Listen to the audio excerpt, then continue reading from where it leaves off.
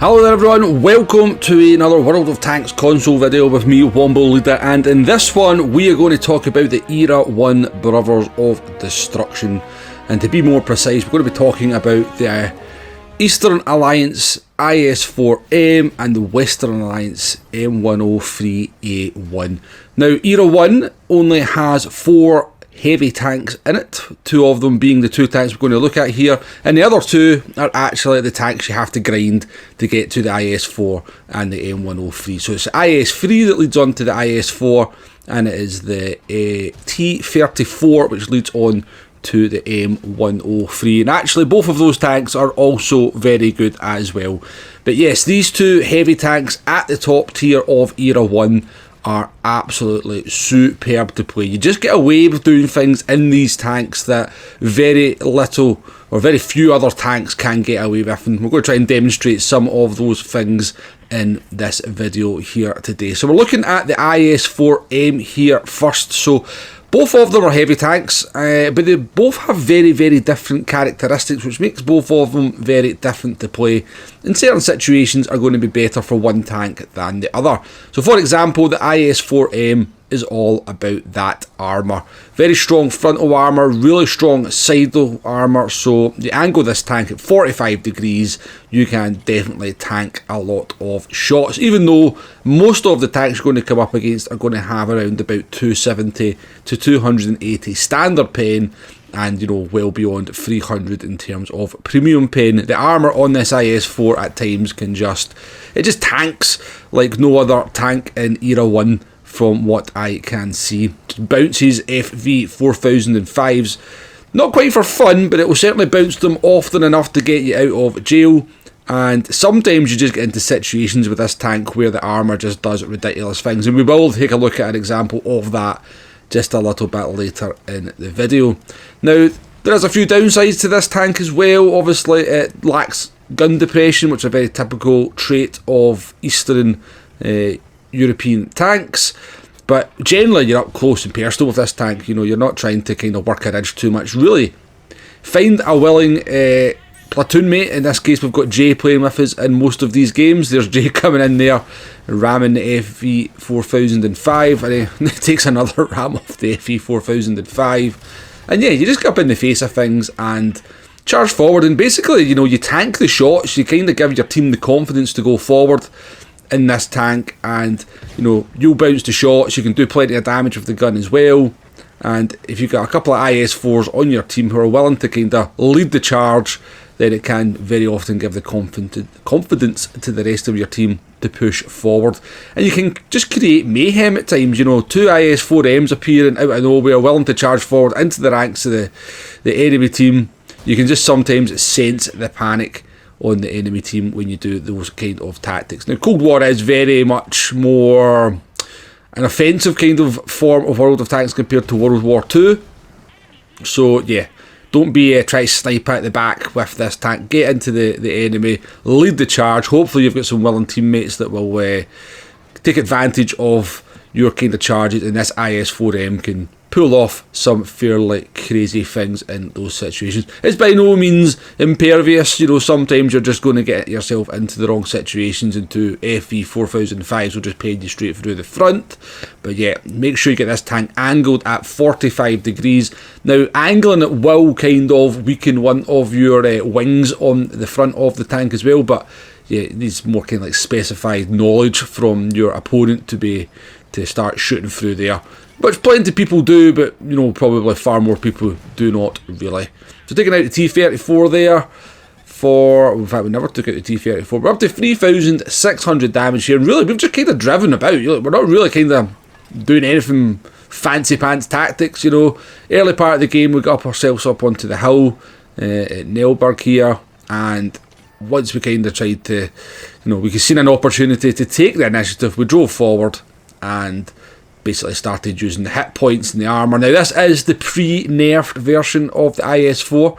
I did actually construct this video a good wee while ago, but never got around to doing the commentary, so now we're getting around to doing the commentary. So I think it's been nerfed, this tank, a little bit. I think the reload has been increased. It's lost 100 hit points, but yeah, it's all about the armour in this tank, and the armour is exactly the same. But you can see the gun is pretty handy as well.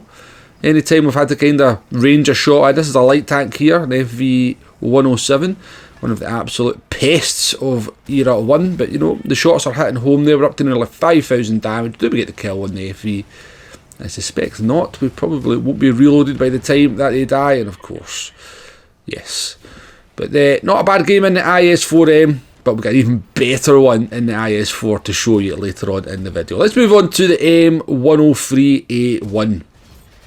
Now, I got this tank a good wee while after we got the IS-4M. I decided to get it just for something a little bit different to play in Era 1. And I'll be honest with you, I wasn't really expecting a great deal from it, if I'm being brutally honest. The M103 is not a tank at tier 9 that's ever kind of really scared me. The frontal armour can bounce shots, but it's definitely not that great, even against tier 9 tanks in World War II, so I wasn't really expecting the armour to hold up essentially in what is like tier 11. You know, every tank has, you come up against tier 11. A lot of tanks that you come up across here have very good pain, so I just expected, you know, basically to go straight through the middle.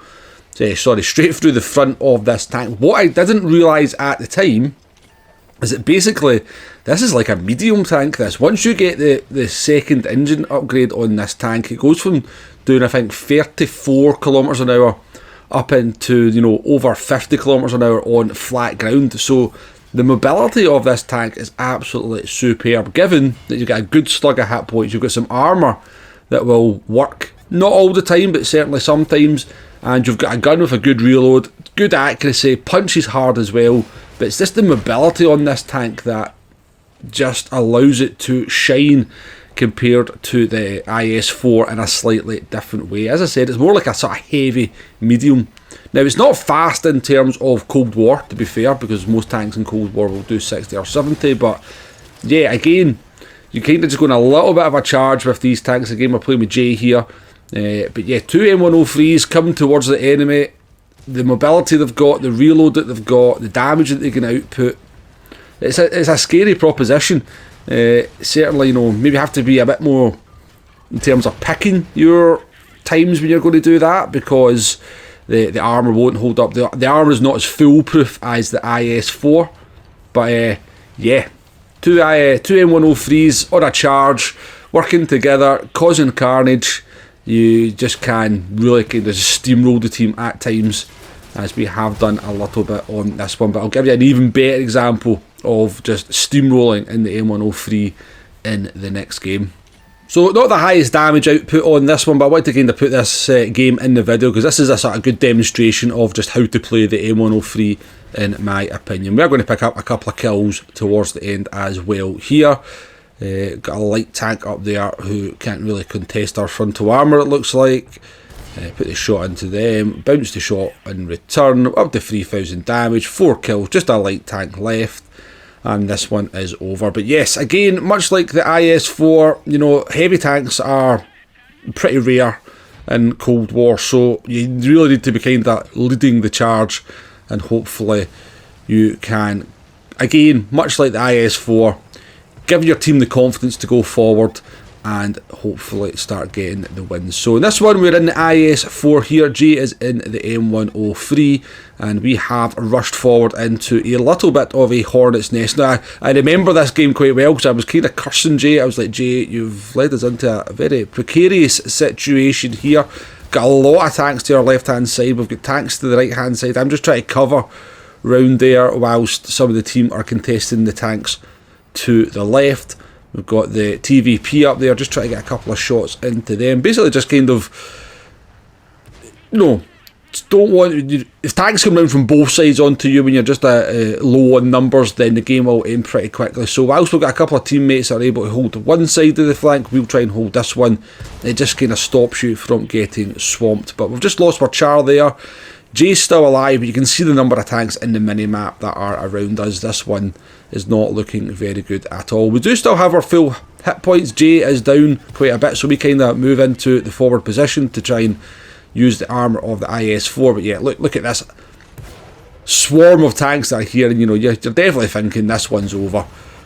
But what you're going to see from this is just how good the IS-4's armour can be. Jay's gone down, we've got 5 tanks around us. I'm thinking I'll just do as much damage as I possibly can, whilst the hit points hold up. We've got a TVP behind us, I think, putting their full clip into us. There's no point turning around there. I know they're going to run out of shells and have to go and reload, so we'll keep the armour facing the front. They start to get a little bit cocky, which is handy for me because we do have a couple of teammates towards the back that are starting to make them pay the price of coming around that corner. We've still got 1500 of our hit points. We have blocked 3,500 damage, but we are got 4 tanks either side of us. So IS-4 is going to come in there, as I would do in the same situation, try and end this, try and take out the fellow IS-4. We're going to kind of ignore them. We're just going to angle armour to whoever's firing at us at the time. A couple of autoloaders as well. They're kind of more dangerous than IS-4 at this point. We're down to 400 hit points. We have blocked 6,000 damage up till this point. We're going to back up.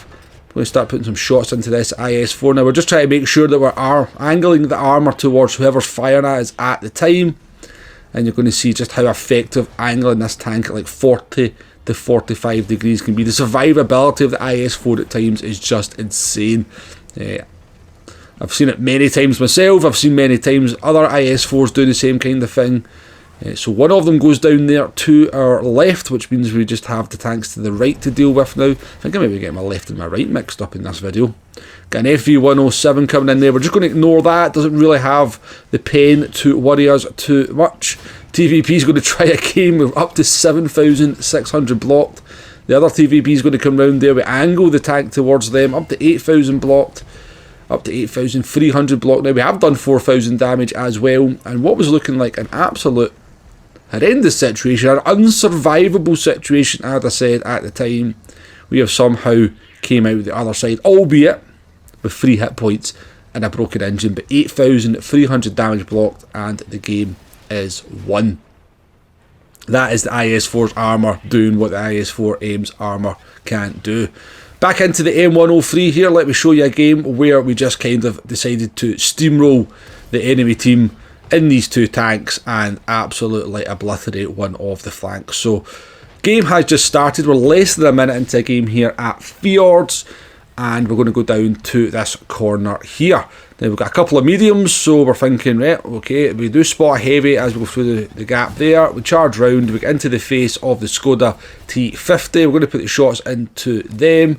I'm kind of telling Jay at this point, back off, Jay, back off. There's 5 tanks in front of me, but Jay, being Jay, comes charging in there. We take out that Skoda T50. I'm going to put a shot into that tank there. Jay's just going proper ham at this point. Drives right past the T34. I'm telling him, I'll take care of the T34. I won't let him turn around and shoot you in the backside. Just doing damage here, tanking shots into the tracks. Another shot into the T34. We're taking shots from the right hand side as well. We do have a little RU helping us, which is kind of handy to take some of the hits. Jay is now face hugging another T34. We're going to take this one out here. Obviously bullying what would technically be lower tier tanks at this point. That one's down. Jay's still got the other one to deal with. We get a shot into that one. He's pretty low in hit points now, but we're going to squeeze through. Just when we're thinking it's all good and done, a T59 has appeared to the right hand side as well. Just try to get this final shot into the T34 to take him out of the game. Somehow we've came out with this with 1,500 hit points as well. The T34 goes down. And now it's a Type 69 actually, it's not a Type 59. This Type 69 is now in big trouble as me and Jay go forward. And there's the easiest 4,500 damage you could ever possibly hope to get. But it's not quite over yet. We've got 1,165 points. And we're going to go back and try and help our teammates. And this is where you're going to see, just sometimes you get lucky in the M103. We have an FV 4005 to our right hand side. I'm thinking I've got enough hit points to tank the shot, put one into them. They come after us now. Will the M103's armour hold up? Let's angle a little bit, angle. And there you go, the M103 bouncing around. We kind of shake our gun to the FV, tell them, oh well, that's your game over. And down they go for 5,500 damage. in around about 3 minutes. But yes, the IS-4M, the M103, Brothers of Destruction at Era 1. Make sure you get both of these tanks in your garage. Get a platoon mate who plays the same tank. Go ham, have fun. And these tanks can do some crazy things. And yeah, some of the most fun I've had in World of Tanks is playing these heavy tanks and just kind of throwing caution to the wind quite a lot of the time. But I will leave you with this full game here from Fredvang. M103 A1, Jay's in the other one as well. And yeah, just a standard fare, very kind of typical game I've been having in this tank. But yeah, get these tanks, enjoy them. Thanks for watching. Catch you on the next one. Goodbye now.